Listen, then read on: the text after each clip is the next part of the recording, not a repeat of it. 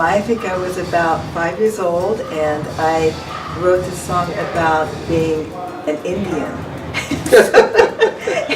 And it had like the root and the fifth, and it was very rhythmic. And I remember that moment that I wrote that song.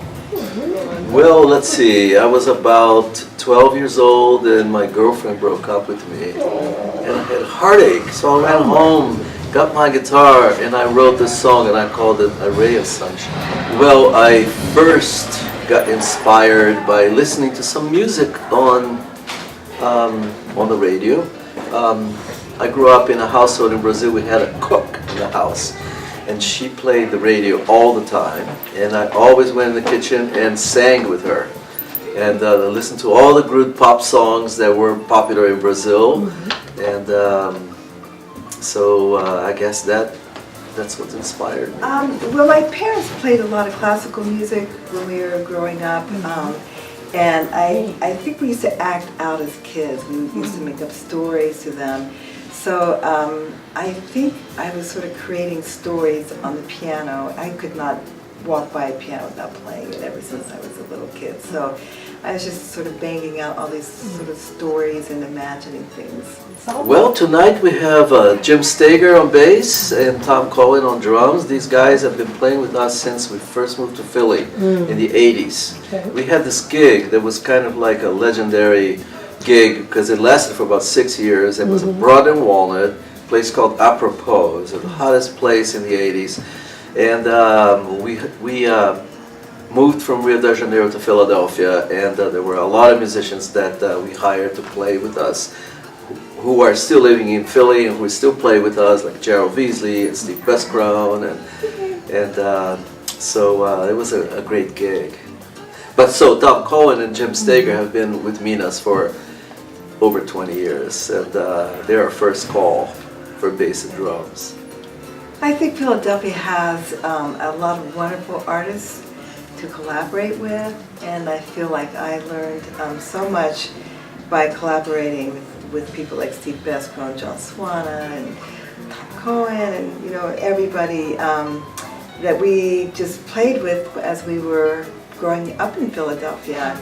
And we had also lots of opportunities. Philadelphia's been really great for us. We've had lots of opportunities to play and keep our music, playing and live. I tell you, Philadelphia has been a great place for us. We moved here in 1984, so we're going on our third decade.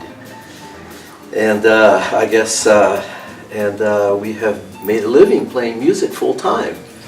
So Philly's been a great place. It has so many different neighborhoods and so many interesting places to play. And we also, both of us got master's degrees. I got a master's at Temple, she got a master's at UArts.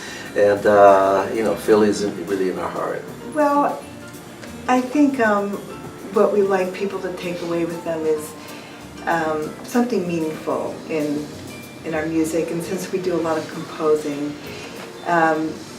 we hope to make our music everlasting, and pieces that people will have a melody that they want to take home with them and hear again.